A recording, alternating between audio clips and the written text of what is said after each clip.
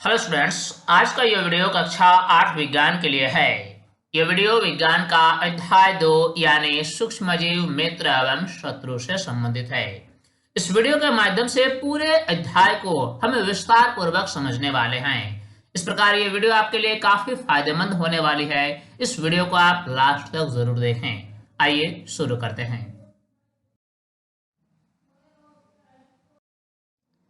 क्या होता है सूक्ष्मजीव? हम अपने चारों ओर असंख्य जीव जंतु एवं पेड़ पौधे देखते हैं, परंतु कुछ जीव ऐसे भी हैं जिन्हें हम बिना यंत्र की सहायता से केवल आंखों से नहीं देख सकते हैं। ऐसे जीवों को सूक्ष्मजीव कहा जाता है। सूक्ष्मजीव अत्यंत छोटे होते हैं। इन्हें सूक्ष्मदर्शी की सहायता से देखा जा सकता है। हमारे आसपास, हमारे वातावरण में ऐसे भी जीव मौजूद हैं जो अत्यंत छोटे होते हैं, जिन्हें हम केवल अपनी आंखों से देख नहीं सकते हैं। इन्हें विशेष प्रकार के यंत्र यानी सूक्ष्मदर्शी की सहायता से ही देखा जा सकता है। इस तरह के जीवों को ही सूक्ष्मजीव कहा जाता है। सूक्ष्मजीवों का प्रकार। मुख्य रूप से सूक्ष्मजीवों को 4 भागों में बांटा गया है: जीवाणु, कवक, प्रोटोजोआ और शैवाल। अगर जीवाणु की बात की जाए तो यहाँ पर जीवाणु का चित्र दर्शाया गया है। यहाँ पर 2 प्रकार के जीवाणु का चित्र दिया गया है: स्पाइरल जीवाणु और छड़नुमा जीवाणु। इसी प्रकार हमारे सामने कवक का भी चित्र दिया गया है।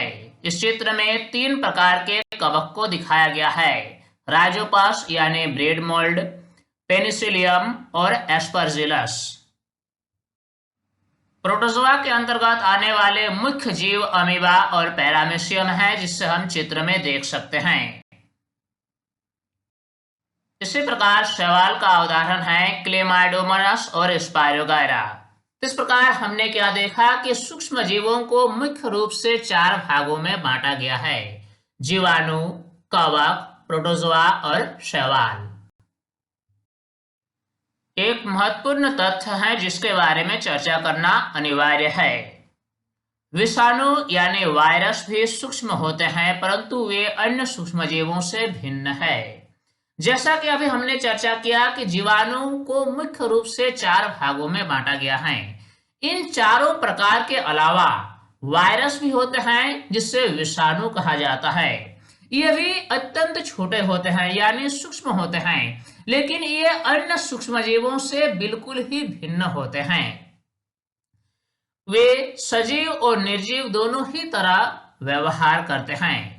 वायरस की ये विशेषता है कि ये सजीव की भांति भी और निर्जीव की भांति भी दोनों तरह की व्यवहार करते हैं। यानी कुछ मामलों में ये हमें लगता है कि ये सजीव है, जबकि कुछ मामलों में हमें ऐसा लगता है कि वायरस निर्जीव पदार्थ है। विषाणु केवल परपोषी में ही गुणन करते हैं।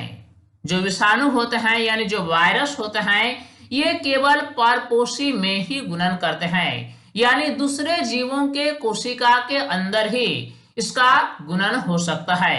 ये स्वतंत्र रूप से गुणन नहीं कर सकते हैं। वे जीवाणु पौधे अथवा जंतु कोशिका में गुणन करते हैं। स्वतंत्र अवस्था में विषाणु निर्जीव की तरह होते हैं। अगर कोई विषाणु किसी जीव के कोशिका के अंदर न हो, वे स्वतंत्र रूप से मौजूद हो, तो ये निर्जीव की तरह ही व्यवहार करने लगते हैं। सूक्ष्मजीव कहाँ रहते हैं? वे बर्फीली शीत से उष्ण यानी गर्म स्रोतों तक हर प्रकार की परिस्थिति में जीवित रह सकते हैं। कहने का मतलब यह हुआ कि सूक्ष्मजीव ठंड से ठंड वाले स्थान में और गर्म स्थान में हर प्रकार की परिस्थिति में जीवित रह सकते हैं। यह मरुस्थल एवं दलदल में भी पाए जाते हैं। ऐसे स्थान जहां दूसरे जीवों का जिंदा रहना मुश्किल होता है, सूक्ष्मजीव आसानी से जिंदा रह सकते हैं। इसीलिए यह हर प्रकार की परिस्थिति में रह सकते हैं, जैसे कि मरुस्थल में, दलदल में या किसी भी प्रकार की परिस्थिति में। यह मनुष्य सहित सभी जंतुओं के शरीर के अंदर भी पाए जाते हैं। हमारे शरीर के अंदर या किसी दूसरे जंतु के शरीर के अंदर, यहाँ तक कि पेड़ पौधे के शरीर के अंदर भी सूक्ष्मजीव पाए जाते हैं। सूक्ष्मजीव मिट्टी, वायु अथवा जल हर स्थान पर रहते हैं।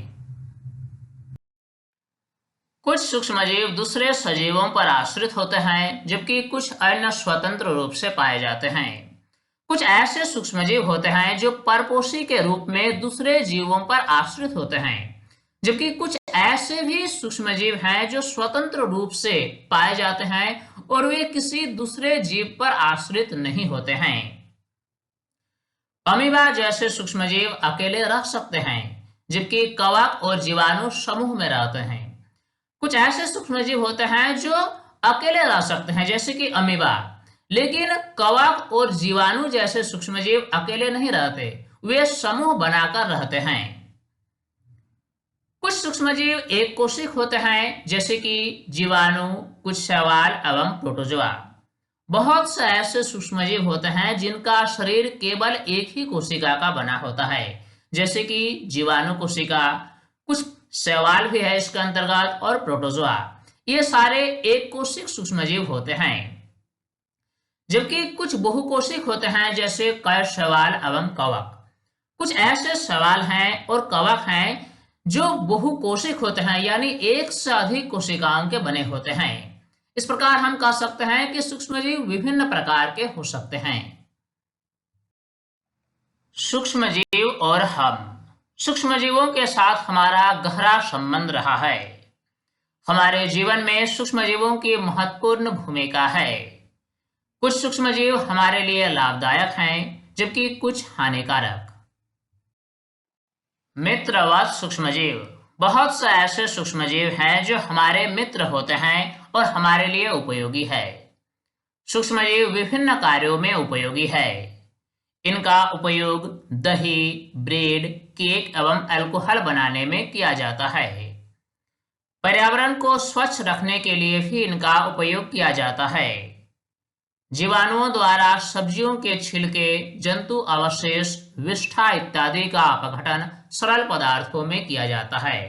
सूक्ष्मजीव, विशेष रूप से जीवाणु, ऐसे होते हैं जो विभिन्न प्रकार के अपशिष्ट पदार्थों को अपघटित करके सरल पदार्थ में परिवर्तित करते हैं, जैसे कि सब्जियों के छिलके, जंतु अवशेष, विष्ठा इत्यादि का अपघटन वे आसानी से कर देते हैं। जीवाणुओं का उपयोग औषधि उत्पादन एवं कृषि में मृदा की उर्वरता में वृद्धि करने में किया जाता है। दही एवं ब्रेड का बनना।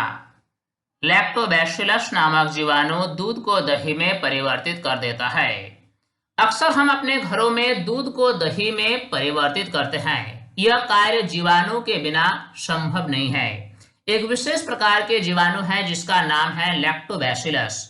इसी जीवाणु के द्वारा ही दूध को दही में परिवर्तित किया जाता है। जीवाणु पनीर, अचार एवं अनेक खाद्य पदार्थों के उत्पादन में सहायक हैं। जीवाणु एवं ईस्ट चावल के आटे के किण्वन से इडली एवं डोसा बनाने में सहायक होते हैं। विभिन्न प्रकार के खाद्य पदार्थ के उत्पादन में सूक्ष्मजीव हमारे लिए उपयोगी हैं। अब आइए क्रियाकलाप के माध्यम से कुछ समझने का प्रयास करते हैं। एक बर्तन में आटा अथवा मैदा लेकर उसमें थोड़ी सी चीनी डालकर गर्म करेंगे। सबसे पहले हम क्या करेंगे, एक बर्तन में आटा लेंगे या मैदा लेंगे, इसमें थोड़ी सी चीनी डालकर इससे हम गर्म करेंगे। इसमें एक चुटकी ईस्ट पाउडर मिलाकर गूंथ लेंगे। लगभग 2 घंटे बाद गूंथे हुए मैदे को उठा हुआ पाएंगे। जब हम मैदा को या फिर आटा को गूंथ लेंगे और इससे हम 2 घंटे के लिए छोड़ देंगे, तो हम क्या देखेंगे कि ये गूंथा हुआ मैदा ऊपर उठ चुका है। इस चित्र में आप देख सकते हैं गूंथा हुआ मैदा रखा हुआ है। यह गूंथा हुआ मैदा ईस्ट पाउडर के साथ गूंथा गया है। जब इससे हम करीब 2 घंटे के लिए छोड़ देंगे तो हम क्या पाएंगे कि यह गूंथा हुआ मैदा जो है यह ऊपर उठ चुकी है, जैसा कि आप दूसरे चित्र में देख सकते हैं। अब ये कैसे हुआ? इष्ट तीव्रता से जनन करके श्वसन के दौरान कार्बन डाइऑक्साइड उत्पादित करते हैं। इष्ट क्या है? यह सूक्ष्मजीव है जो जनन की क्रिया करता है और अपनी संख्या को बढ़ाता है। यह श्वसन के दौरान कार्बन डाइऑक्साइड गैस मुक्त करता है। कार्बन डाइऑक्साइड गैस के बुलबुले के कारण ही मैदे का आयतन बढ़ जाता है, जिससे गूंथा हुआ मैदा हमें ऊपर उठा हुआ दिखाई देता है। सूक्ष्म जीवों का वाणिज्यिक उपयोग।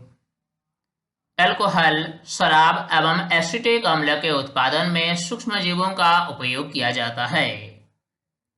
जौ, गेहूं, चावल एवं फलों के प्राकृतिक शर्करा को इष्ट द्वारा अल्कोहल एवं शराब बनाया जाता है।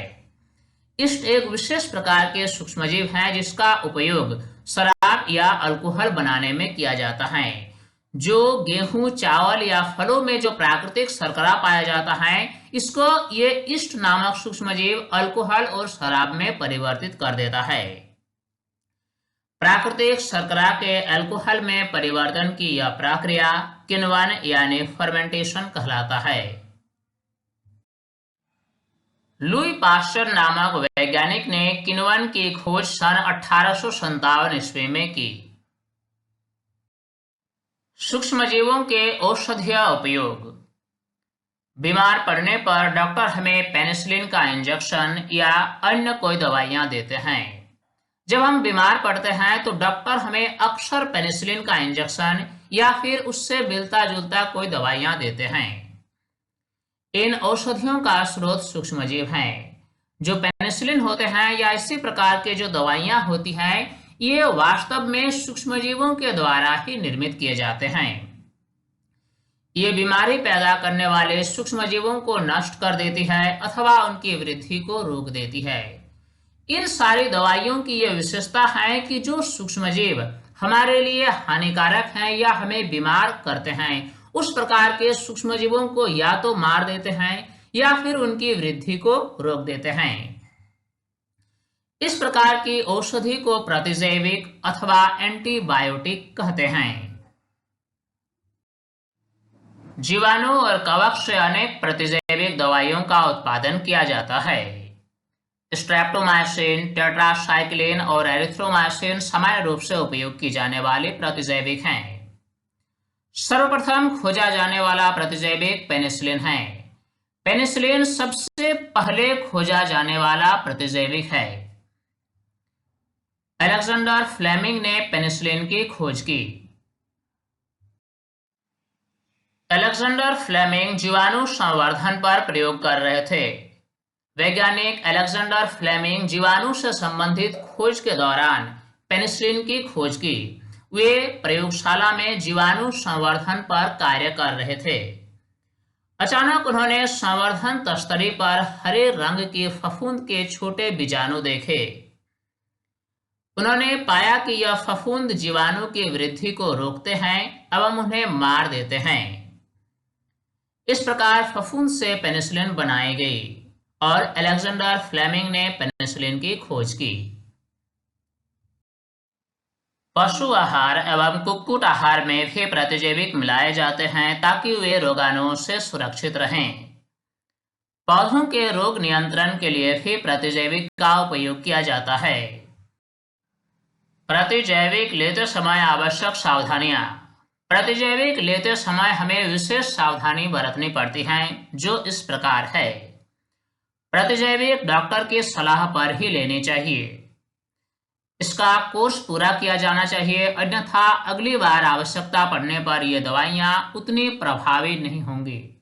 जब भी हमें प्रतिजैविक लेना हो तो यह हमें डॉक्टर की सलाह पर ही लेनी चाहिए। साथ ही साथ जब हम प्रतिजैविक ले रहे होते हैं तो हमें प्रतिजैविक का पूरा कोर्स करना चाहिए। अगर हम पूरा कोर्स नहीं करेंगे तो अगली बार जब हम बीमार पड़ेंगे और हमें प्रतिजैविक दवा की आवश्यकता होगी तो ऐसी परिस्थिति में ये दवाइयां हमारे शरीर पर उतना कारगर साबित नहीं होगी। अनावश्यक रूप से ली गई प्रतिजैविक शरीर में उपस्थित उपयोगी जीवाणुओं को मार देती है। हमारे शरीर में हानिकारक जीवाणु के साथ साथ हमारे मित्रवत जीवाणु भी होते हैं जो हमारे लिए लाभदायक होते हैं। जब हम अनावश्यक रूप से प्रतिजैविक दवाइयां लेते हैं तो हमारे शरीर में उपस्थित लाभदायक सूक्ष्मजीवों को ये दवाइयां मार देती है। सर्दी, जुकाम एवं फ्लू में प्रतिजैविक प्रभावशाली नहीं है क्योंकि यह रोग विषाणु द्वारा होते हैं। जैसा कि हमने पहले चर्चा किया कि प्रतिजैविक दवाइयां जीवाणुओं को मार देती हैं, लेकिन सर्दी, जुकाम, फ्लू जैसी बीमारी जो है ये विषाणु द्वारा होती है। इसीलिए ऐसे बीमारी में हमें प्रतिजैविक नहीं लेनी चाहिए क्योंकि प्रतिजैविक दवाइयां इस तरह के विषाणु जनित बीमारी के लिए प्रभावशाली नहीं होती है। वैक्सीन या टीका। शिशु एवं बच्चों को अक्सर टीका लगाया जाता है। अब हमें जानना है कि टीका कार्य कैसे करता है। जब रोगकारक सूक्ष्मजीव हमारे शरीर में प्रवेश करते हैं तो उनसे लड़ने के लिए हमारा शरीर प्रतिरक्षी उत्पन्न करता है। हमारे शरीर में एक सुरक्षा तंत्र है। जब भी कोई रोगकारक सूक्ष्मजीव किसी विधि द्वारा हमारे शरीर में प्रवेश करता है तो हमारा शरीर उस हानिकारक सूक्ष्मजीव को मारने के लिए प्रतिरक्षी उत्पन्न करता है। शरीर को यह भी याद रहता है कि भविष्य में ऐसे सूक्ष्मजीवों से कैसे लड़ा जाए। जब कोई भी सूक्ष्मजीव जो हमारे लिए हानिकारक हैं हमारे शरीर में जब प्रवेश करता है तो हमारा शरीर उससे लड़ने के लिए प्रतिरक्षी उत्पन्न करता है और उस हानिकारक सूक्ष्मजीव को मार गिराता है। हमारे शरीर को यह याद रहता है कि इस तरह के हानिकारक सूक्ष्मजीव अगर भविष्य में दोबारा प्रवेश करे तो उससे कैसे लड़ा जाए। अतः यदि मृत अथवा निष्क्रिय सूक्ष्मजीवों को स्वस्थ शरीर में प्रविष्ट कराया जाए तो शरीर प्रतिरक्षी उत्पन्न करके उन्हें नष्ट कर देती है। अब इसी कंसेप्ट का, इसी सिद्धांत का उपयोग करके टीका बनाया गया है। जब किसी स्वस्थ व्यक्ति के शरीर में मृत या फिर निष्क्रिय सूक्ष्मजीव को प्रवेश कराया जाए तो वह शरीर उस सूक्ष्मजीव को मारने के लिए प्रतिरक्षी उत्पन्न करता है। यह प्रतिरक्षी हमारे शरीर में सदा के लिए बनी रहती है ताकि भविष्य में जब भी इस प्रकार के सूक्ष्मजीव हमारे शरीर में प्रवेश करे तो उसे आसानी से मार गिराया जा सके। इस प्रकार टीका यानी वैक्सीन कार्य करता है। हैजा, क्षय रोग, चेचक तथा हेपेटाइटिस इत्यादि को वैक्सीन द्वारा रोका जा सकता है। एडवर्ड जेनर ने चेचक के लिए 1798 में चेचक के टीके की खोज की। सबसे पहले किस बीमारी के लिए टीके की खोज की और वह बीमारी थी चेचक। एडवर्ड जेनर ने चेचक के टीके की खोज सन 1798 ईस्वी में की। बच्चों को दिया जाने वाला पोलियो ड्रॉप वास्तव में एक टीका ही है। मिट्टी की उर्वरता में वृद्धि। कुछ जीवाणु एवं नीले हरे शैवाल वायुमंडलीय नाइट्रोजन का स्थिरीकरण करते हैं। मिट्टी में मौजूद कुछ ऐसे जीवाणु हैं और कुछ नीले हरे शैवाल हैं जो वायुमंडल में उपस्थित नाइट्रोजन गैस का स्थिरीकरण करते हैं और इससे मिट्टी में गाड़ देते हैं ताकि पौधे की नाइट्रोजन की पूर्ति हो सके। इससे भूमि की उर्वरता में वृद्धि होती है। चित्र में नीले हरे शैवाल को दर्शाया गया है। इस प्रकार सूक्ष्मजीव मिट्टी की उर्वरता में वृद्धि करते हैं। पर्यावरण का शुद्धिकरण। कुछ सूक्ष्मजीव पर्यावरण के शुद्धिकरण में अपना योगदान देते हैं। हम अक्सर मृत जीवों, सड़ते हुए पादप व सड़ते हुए जंतु देखते हैं। कुछ समय बाद वह विलुप्त हो जाता है। वास्तव में सूक्ष्मजीव मृत जैविक अपशिष्ट का अपघटन करके उन्हें सरल पदार्थों में परिवर्तित कर देते हैं। इस प्रकार पर्यावरण शुद्धिकरण में सूक्ष्मजीवों का योगदान रहता है। हानिकारक सूक्ष्मजीव। अब तक के चर्चा में हमने ये देखा कि सूक्ष्मजीव किस प्रकार हमारे लिए लाभदायक होते हैं। अब हम जानने वाले हैं कि सूक्ष्मजीव किस प्रकार हमारे लिए हानिकारक होते हैं।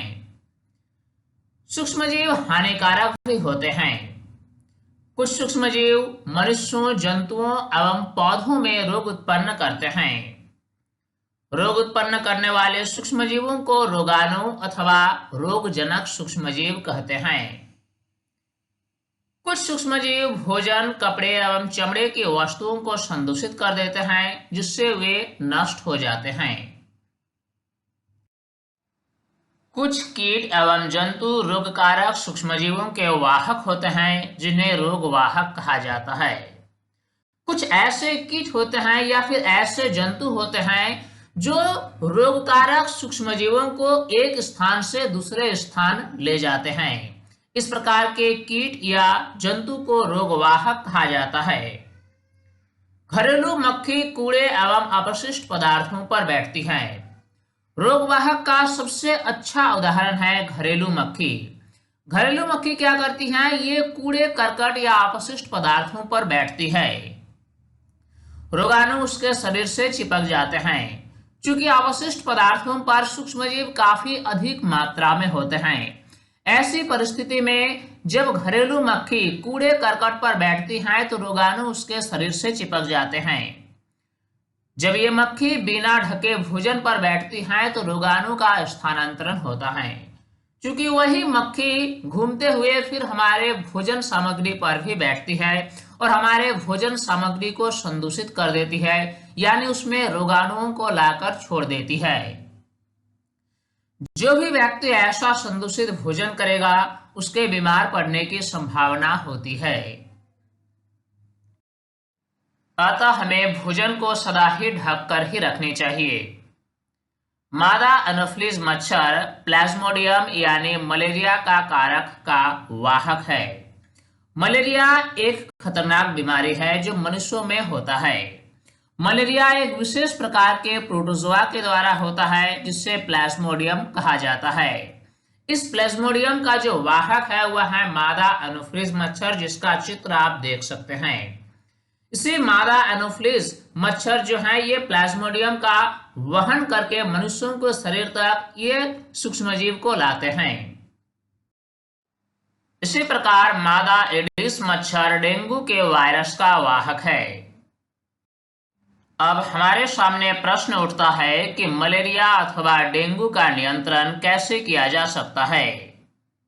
चूंकि ये बीमारियां मच्छर से फैलती है, सभी मच्छर जल में उत्पन्न होते हैं।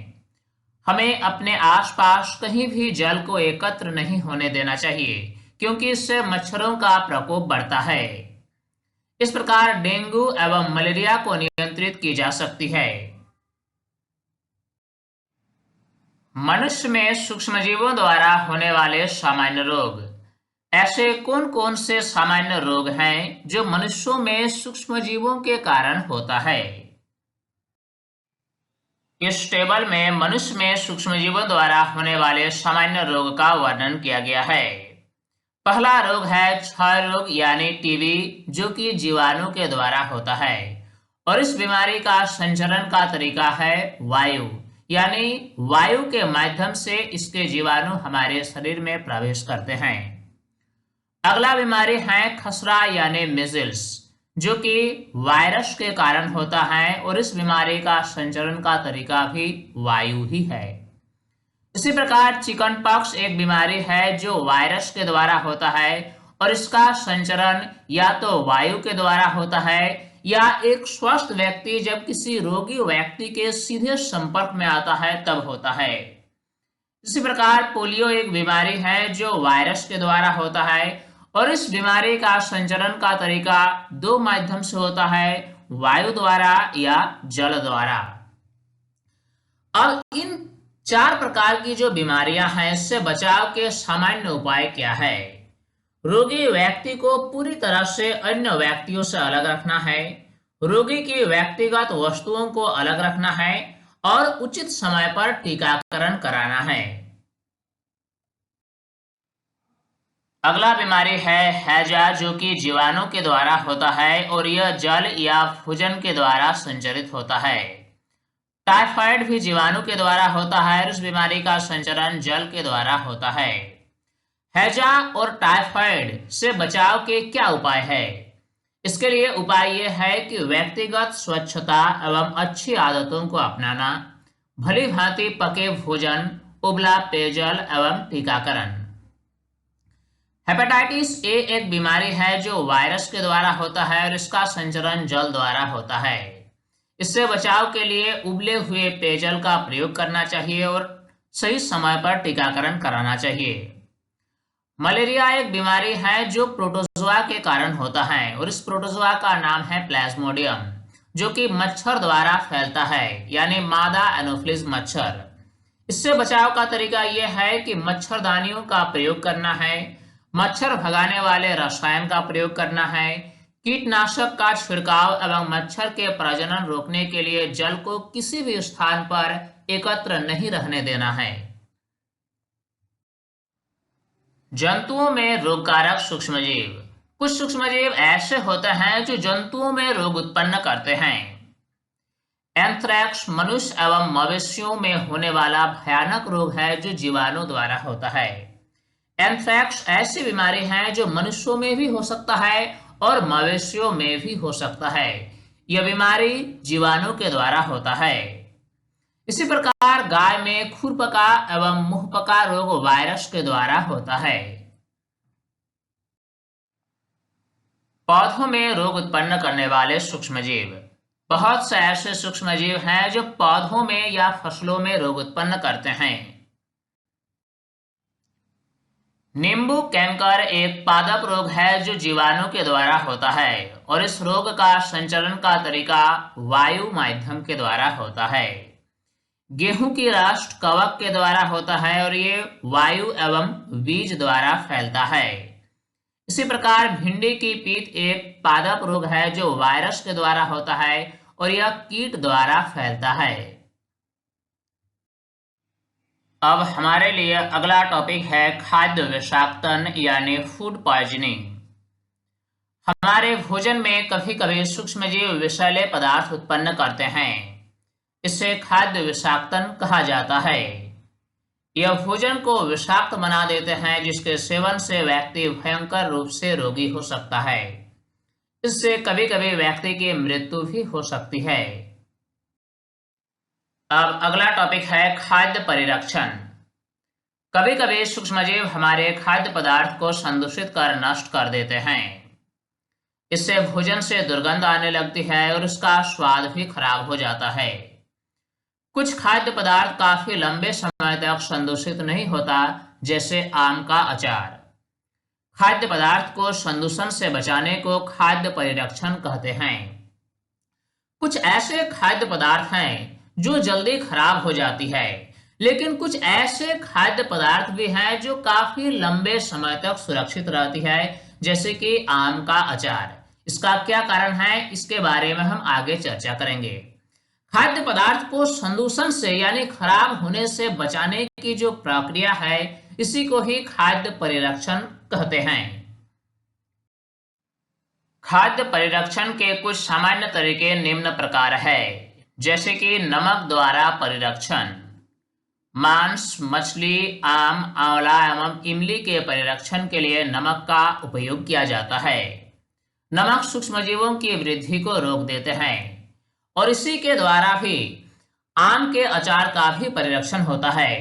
आम के अचार में नमक और तेल का इस्तेमाल किया जाता है जो सूक्ष्मजीवों की वृद्धि को रोक देते हैं, इसीलिए अचार लंबे समय तक सुरक्षित रहता है। चीनी द्वारा परिरक्षण। जैम, जेली एवं स्क्वैश का परिरक्षण चीनी द्वारा किया जाता है। चीनी खाद्य पदार्थ में जीवाणुओं की वृद्धि को नियंत्रित करता है। तेल एवं सिरके द्वारा परिरक्षण। तेल एवं सिरके का उपयोग अचार को संदूषण से बचाने में किया जाता है। फल, सब्जियां, मछली तथा मांस का परिरक्षण भी इससे किया जाता है। तेल एवं सिरके सूक्ष्मजीव की वृद्धि को रोक देते हैं। गर्म एवं ठंडा करना। इस विधि से भी सूक्ष्मजीवों की वृद्धि को रोका जा सकता है। दूध को उबालने से अनेक सूक्ष्मजीव नष्ट हो जाते हैं। इसी प्रकार कम तापमान पर भी सूक्ष्मजीव की वृद्धि रुक जाती है, इसलिए हम अपना भोजन रेफ्रिजरेटर में रखते हैं। पाश्चरीकृत दूध को बिना उबाले ही इस्तेमाल किया जा सकता है। पैकेटों में उपलब्ध दूध पाश्चरीकृत दूध होता है। इस दूध में सूक्ष्मजीवों की संख्या कम होती है, अतः इसे बिना उबाले ही इस्तेमाल किया जा सकता है। इसमें दूध को 70 डिग्री सेल्सियस तापमान पर 15 से 30 सेकंड के लिए गर्म करके एकाएक ठंडा कर उसका भंडारण कर लिया जाता है। ऐसा करने से सूक्ष्मजीवों की वृद्धि रुक जाती है। इस प्रक्रिया की खोज लुई पाश्चर नामक वैज्ञानिक ने की थी, इसलिए इसे पाश्चरीकरण कहते हैं।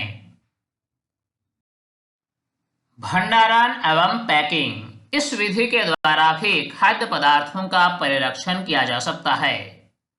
आजकल मेवे तथा सब्जियां भी वायुरोधी सील किए गए पैकेटों में बेचे जाते हैं। इससे सूक्ष्मजीवों से सुरक्षा होती है। अब हमारे लिए अगला टॉपिक है नाइट्रोजन स्थिरीकरण।